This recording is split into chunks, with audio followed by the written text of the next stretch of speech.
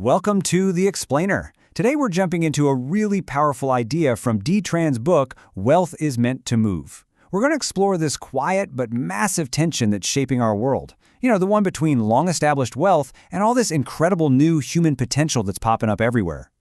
Okay, let's just start here with this quote. This perfectly sets up the central conflict of our time, right? On one hand, you've got more wealth than ever before, and on the other, you've got this historic explosion of talent. But there's a huge disconnect keeping these two forces from meeting. So this explainer, it's all about figuring out why that gap exists and, more importantly, what we can do to bridge it.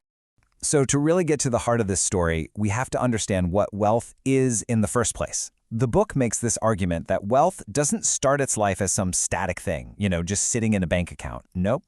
It starts out as something incredibly dynamic, something that's always in motion. And that's the key. Wealth isn't just money. Think of it more like a battery, storing all the courage, the energy, the late nights, and the risks that someone took to create something valuable. It's physical proof that somebody, somewhere, was in constant motion, solving a real problem. This right here, this perfectly captures the founder mindset.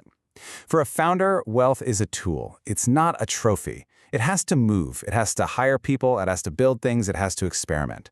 Because when you're starting out, if you're standing still, you're failing. Risk isn't some option you weigh. It's just the air you breathe to survive. But as wealth gets older, something really fundamental changes. There's this big psychological shift that happens. The whole mindset moves from creation over to preservation. And the question changes from, hey, what can we build with this, to, oh my gosh, what must we protect? Now, both questions are totally valid, but they create this deep internal conflict. Okay, so let's follow that thread. Let's see how that shift leads to this central problem.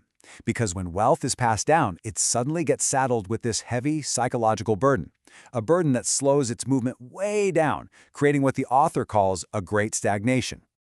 And what's so fascinating here is that it shows you the immense psychological weight on inheritors. Think about it. It's not just about managing some numbers on a spreadsheet.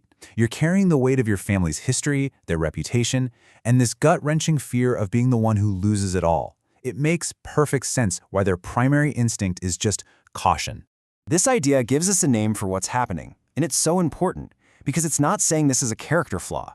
It's a completely rational response to a really difficult situation. When you're responsible for something you didn't build yourself, of course your instinct to protect it is going to be stronger than your instinct to go out and risk it. So, at the exact moment that wealth gets its most defensive, a brand new character enters the story, the modern builder. And we're not just talking about entrepreneurs here. We're talking about anyone, anywhere, who is armed with today's incredible tools and talent and is just ready to create something new. And this is the classic unstoppable force meeting the immovable object. Technology has basically put a supercomputer and a production studio in everyone's pocket. Talent is everywhere. And it's moving at the speed of the internet, not at the slow, deliberate pace of old institutions. This has created a whole generation of builders who just don't need to ask for permission anymore. This slide just lays it out so clearly. The old path, right? It was all about getting the right degrees, the right credentials, and then waiting for someone to give you a shot. But the new path? It's about taking action first and then showing your proof of work. Your results are your resume now. That's the new currency. So how in the world do we resolve this great misunderstanding between all this cautious wealth on one side and all this ambitious talent on the other? Well, the solution isn't for one side to win, it's for both sides to adopt a totally new mindset. And that mindset is stewardship. Now pay attention here because this is probably the most crucial point in this entire explainer. It's this philosophical shift from ownership to stewardship. Ownership asks, what is mine to control? But stewardship asks a different question. What am I responsible for guiding? It's a massive shift away from just defending what exists now and toward actively connecting the present to the future. And stewardship doesn't mean being reckless. Not at all. It just means finding the courage to participate in what's coming next.